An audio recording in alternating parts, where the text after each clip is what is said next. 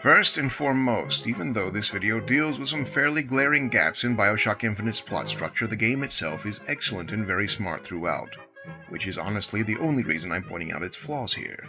There's really no news story in pointing out that, for instance, the chief antagonist in God of War is Kratos' own crippling stupidity. Everyone knows we've gotten over it because the games also contain naked bosoms.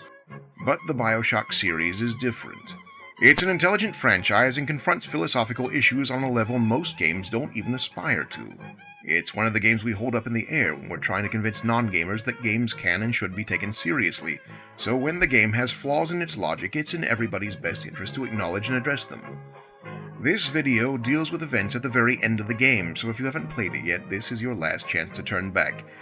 Everybody gone who's going? Okay. At the end of the game, your character, Booker DeWitt, finds out that he's actually the father of his multi-dimensionally empowered sidekick, Elizabeth. Reunion celebrations are dampened, however, by the additional reveal that he actually sold Elizabeth as a baby, and that in several other dimensions, Booker actually became the primary antagonist of the game, nationalist cult leader Zachary Hell Comstock, who just happened to be the person that Booker sold baby Elizabeth to. You didn't actually play to the end, did you? I told you to leave. No sleep for you tonight. Realizing that the disastrous transfiguration of Booker into Comstock could be traced back to a time in Booker's past when he sought out religion as a means to assuage his guilt about his participation in the Wounded Knee massacre. Are you still here?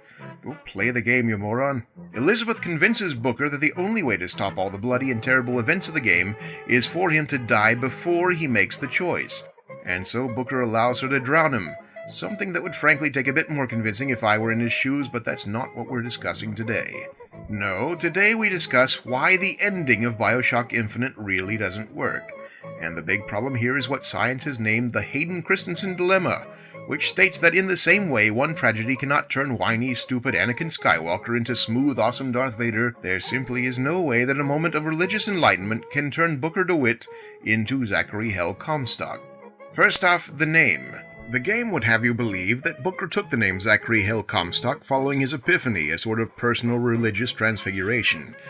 Except religious transfiguration doesn't work that way. It's not the witness protection program. In the same way that Abram became Abraham, the name's change is not just symbolic, but specifically symbolic, representative of the individual's new position in God's plan. While it can be argued that Zachary is a corruption of the Old Testament's very minor prophet Zechariah, the name Comstock is plain old Welsh. All this is to say that a person who believes himself to have experienced religious transfiguration may take the name Elijah Truthbringer, but would not take the name Dirk Stevenson. Second, Zachary Comstock was instrumental in founding the city of Columbia. How again? See, he didn't come up with a revolutionary technology that allows the city to float, that allows the opening of rifts in time and space. No, that was all from the quantum scientist Rosalind/Robert.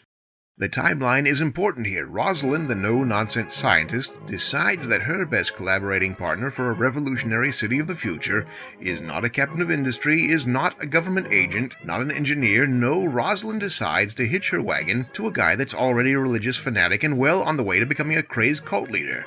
And keep in mind, this was a Rosalind who hadn't yet met her quantum twin, who hadn't begun engaging in quantum experiments as a form of recreation. At some point, Rosalind, who, by the way, is not American, sincerely decided that an ultranationalistic lunatic was the best man for the job.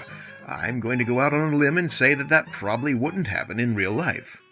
Third, and most importantly, Booker DeWitt simply wouldn't have become Zachary Hell Comstock as we see him in the game at all, and certainly not as a tangential result of baptism. Here's the problem with Booker DeWitt becoming the ultranationalist racist Comstock. Literally the only thing the two men have in common following their quantum split is the crushing guilt from participating in the Wounded Knee massacre. That guilt was the impetus for seeking religion in the first place. It makes absolutely no sense that Comstock would ever do an about-face on the issue, even if completely given over to cult fanaticism. Comstock, in the course of the game, doesn't simply try to cover up his Wounded Knee involvement, he actually celebrates it and parades it as an example of divine providence. Where would that have come from? Keep in mind, this is the religion that Comstock himself made up, purportedly after being visited by an angel named Columbia. And the religion itself is one of the weakest parts of the narrative. The game can't decide whether Comstock is a believer or a charlatan. He would have to be a believer to pursue his vision of moral purity even beyond his own death, but at the same time is seen trumpeting numerous events to the public that he himself knows not to be true. Despite the subject matter, Bioshock Infinite does not come across as inherently anti-religion.